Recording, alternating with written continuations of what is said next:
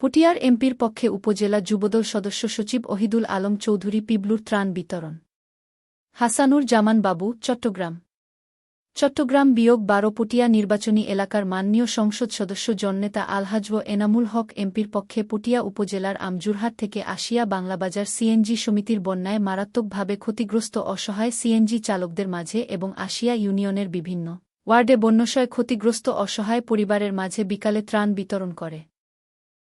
এ সময় উপস্থিত ছিলেন পটিয়া উপজেলা যুবদলের সদস্য সচিব, তরুণ সমাজসেবক ও আগামী উপজেলা নির্বাচনে ভাইস চেয়ারম্যান পদপ্রার্থী মোগ ওহিদুল আলম চৌধুরী পিপলু।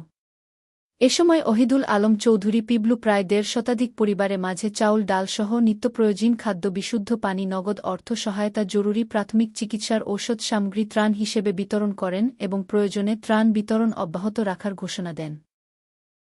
ত্রাণ বিতরণের ওহিদুল আলম চৌধুরী পিবলুর সাথে উপস্থিত থেকে কার্যক্রমে সহযোগিতা করেন ছাত্রদল নেতা আলফাজ, রাসেল, আব্দুর করিম পুতুল, হুরুল হুদা, নুরুল কবির সহ অনেকে। মোট ১৫০ পরিবারকে ত্রাণ বিতরণ করে সহযোগিতা করা হয়।